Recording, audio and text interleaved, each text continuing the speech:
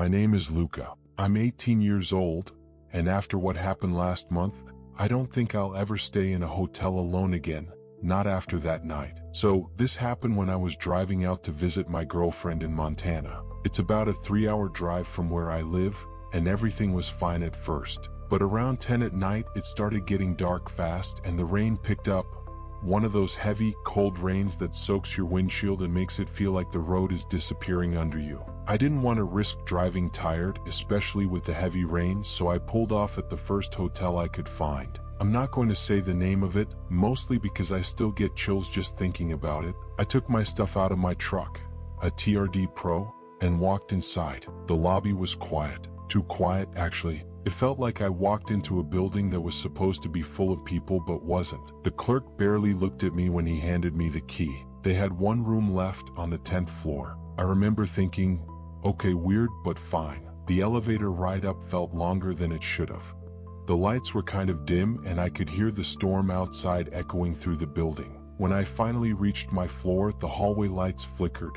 Just once, but it was enough to make me uneasy. My room itself looked normal, featuring a queen-sized bed, clean white blankets, and a faint smell of the strong hotel cleaning chemicals. I tossed my backpack down and climbed into bed. By then it was about 10:30 and I fell asleep pretty fast. But around 2:55 in the morning, I woke up needing to use the bathroom. Nothing unusual. I got up, half asleep, used the bathroom, washed my hands, and that's when I heard something. It was this faint noise, like movement or shuffling, coming from the hallway. At first, I thought maybe someone else couldn't sleep, or maybe the night staff was walking around. But the sound didn't match the footsteps. It wasn't steady. It wasn't natural. It was drifting. I hesitated, but my curiosity got the better of me. I opened the door just a crack, just enough to peek out, and the second I saw what was out there, every muscle in my body just locked up. There, floating in the middle of the hallway, was a black figure. Not a person in dark clothes. Not a shadow from the lights. A floating figure. It didn't have legs. Or maybe it did, but I couldn't see them. It was just hovering, silently, facing away from me. My heart felt like it dropped into my stomach. I couldn't breathe. I didn't make a sound. I just stared, frozen, waiting for it to disappear or blur into a shadow so I could tell myself it wasn't real. But then, it turned. The movement was slow, almost like it sensed I was there. And when it faced me, I wish I could forget what it looked like. It didn't have eyes, not really anyway. It was like staring into two empty pits. And when it saw me, it emitted a loud noise, a screech that I felt in my bones. It wasn't just loud, it was wrong. It didn't sound like anything that should come from a human throat. The thing started gliding toward me, fast. I panicked. I slammed the door shut, locked it, and stumbled back so hard I almost tripped over my own bag. I grabbed my Leatherman knife out of reflex. Even though I knew if that thing was a ghost, a knife wasn't going to do anything. I backed into the bed and dropped down underneath the blankets like a terrified kid. I could hear something outside my door, not footsteps, but the air shifting, like whatever was in the hallway was hovering right on the other side of the door. I don't know how long I stayed like that, shaking under the covers, gripping a knife that suddenly felt like a toy. Every little sound made my heart jump. I couldn't even bring myself to breathe too loudly. Eventually I checked my watch. Somehow, it was 6 in the morning. 4 hours had passed. I don't remember closing my eyes. I don't remember falling asleep. I don't remember anything except pure fear. The second I realized it was morning, and that the light outside was real, I stuffed everything back into my backpack and got out of that room. I didn't look down the hallway. I didn't look in the elevator mirror. I don't even remember checking out. I just left. The rain had stopped by then, and seeing daylight felt unreal, like I'd survived something I still didn't understand. When I got to my girlfriend's house, I told her everything. I honestly expected her to laugh or tell me I was overtired or imagining things, but she believed me completely, and that almost scared me even more, because if she believed me without hesitation, maybe she had a reason. Other people may have seen that same thing in that hotel. I still think about what would have happened if I didn't close the door fast enough, or if I stepped just 1 inch further into that hallway. All I know is this: something was out there at 2:55 in the morning. Something that wasn't supposed to exist. Something that made me see it. And ever since that night, I haven't stayed in a hotel alone, and I don't think I ever will.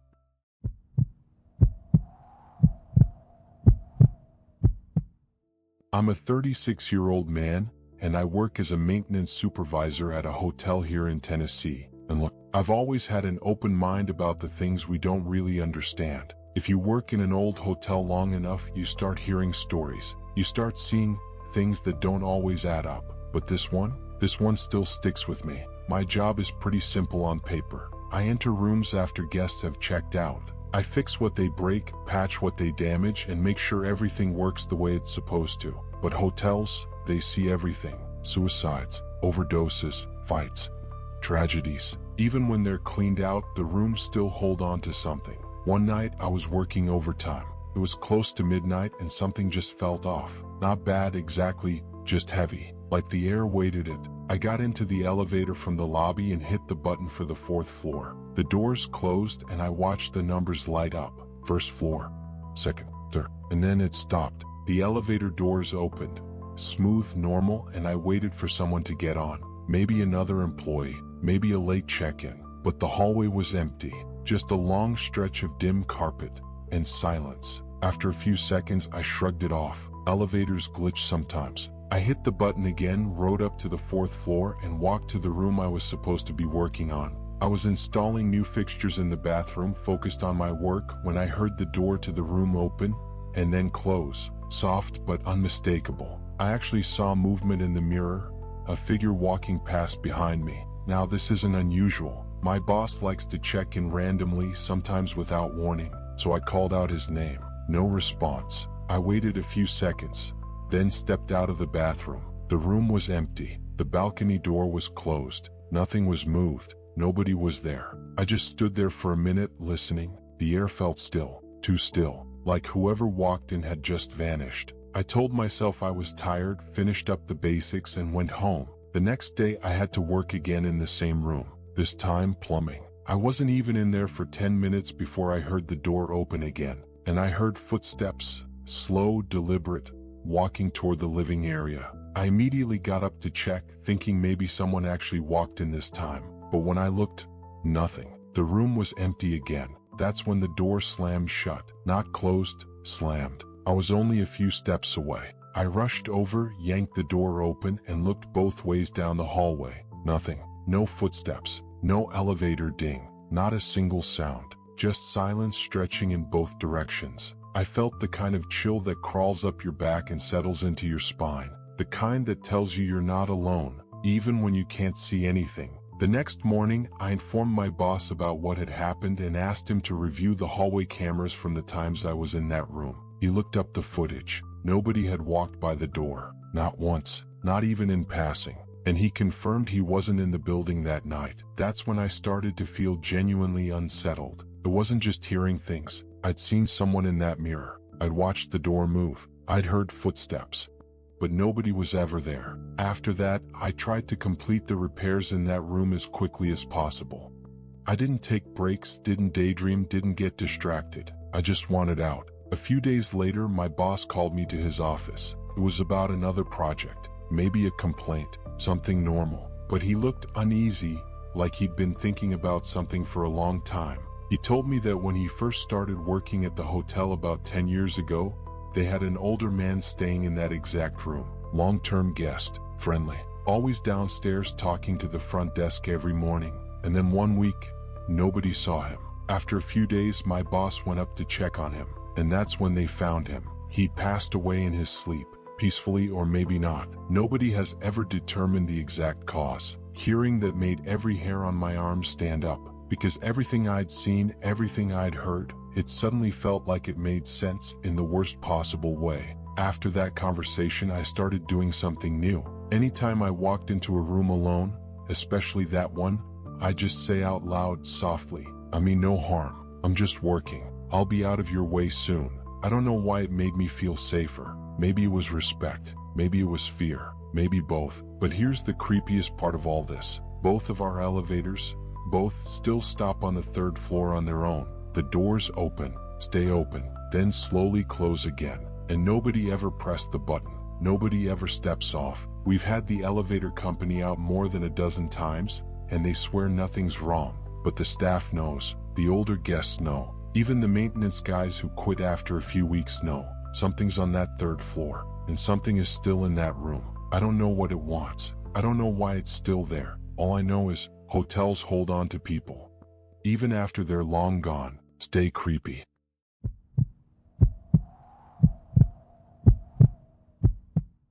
My name is Sim, and this is a story I've struggled to talk about for almost 10 years. I don't know why it took me so long to finally say it out loud. Maybe because part of me hoped I'd forget it, or maybe because admitting it makes it real. But everything I'm about to describe actually happened. None of it is made up.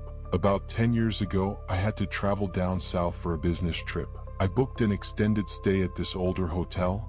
Nothing fancy, but I remember thinking it was surprisingly big for the price. It wasn't your typical single-room setup. This place felt more like a small apartment. It had a full kitchen, a living room, 2 bedrooms, way more space than one person really needs. But I didn't complain. I unpacked, settled in, and spent the first few days working on my business proposal. Nothing strange, nothing weird, just a quiet hotel and me on my laptop. But on my 4th or 5th night, something changed. I had fallen asleep on the bed in one of the rooms, leaving a small lamp on beside me. It had this warm, very dim glow, barely enough to see the room but enough to keep it from feeling pitch black. At some point around 3 a.m. my eyes opened, and I immediately knew something was wrong. I couldn't move, not a finger, not my head, nothing. It felt like my entire body was glued to the mattress. I could breathe, I could see, but it was like I was trapped inside myself. I'd heard of sleep paralysis before, so at first, that's what I thought it was. I tried to calm myself down, tried to convince myself it would pass. The room was silent, dead silent. I swear I could have heard a pin drop. The dim lamp lit just enough for me to see the outlines of the furniture and the closed bedroom door across the room. Then, the door handle moved. Slowly, I heard the click, and the door creaked open. My heart started pounding so hard I felt it shaking my entire chest, because I knew, without a doubt, that I was the only person in that hotel room. And yet, something was opening that door. I watched, completely helpless, as the door swung open inch by inch. The hallway outside was dark, completely dark, and then I saw her, a woman, stepping into the room. But not a living woman, not anything alive. Her skin was pale, grayish, like she hadn't seen life in years. Her hair was long, dark, and tangled, hanging over her shoulders. She wore this thin, white gown, almost like a hospital gown but older, dirtier. The thing that froze my blood, though, was her face. She had no eyes, just empty, dark sockets where they should have been. She moved toward me slowly, not walking, more like gliding. Her head tilted, her long hair brushing against her shoulders as she leaned in closer, like she was studying me. I tried to scream, but nothing came out. My breath was shaking, rapid and uneven, like my lungs were panicking even though my body couldn't move. As she got closer, I noticed her hands. Her nails were dark, long, and packed with dirt, like she had crawled out of the ground. Her arms stretched toward my neck. She was maybe an inch, one tiny inch, from touching me when something inside me snapped loose. Like a rope broke. My voice came back all at once. I screamed. Not a normal scream, but this gut-wrenching, desperate, primal yell. I shouted, "Leave, leave now." The woman froze, and then she vanished. Not like she ran away, not like she faded. She just disappeared, like she had never been there at all. My body released all at once and I sat up gasping for air, shaking uncontrollably. I scrambled off the bed, opened the drawer, and grabbed the Holy Bible they keep in hotel rooms. I'm not even a very religious person, but in that moment, it was the only thing that made me feel like I wasn't alone. I sat there with the Bible open in my hands until the sun came up. I prayed, quietly, nonstop, just trying to make sense of what I saw, trying to convince myself it was sleep paralysis, or a hallucination, or anything other than what it looked like. But here's the thing that keeps me up sometimes, even now. Sleep paralysis doesn't open doors. It doesn't make footsteps. It doesn't walk into the room. And it doesn't move inches away from your neck. I've had sleep paralysis before, years after this, and it was nothing like that night. Nothing even close. Whatever I saw, whatever stood over me with no eyes and dirt under its nails, that wasn't a dream. It wasn't my mind playing tricks on me. It felt real. It sounded real. It moved with purpose. I thought about leaving the hotel that same morning, but nothing else happened after that. Not the next night, not the night after that. It never came back. But that's almost worse in a way, because sometimes I wonder, what if I hadn't screamed? What if I couldn't break out of the paralysis in time? What would have happened if those hands had reached my neck? I don't know the answer, and I honestly don't want to. All I know is this: that hotel room wasn't empty. Something else was there. Something that watched me sleep and waited. This is a true story. None of it is exaggerated, and I still, 10 years later, have no explanation for what I saw that night.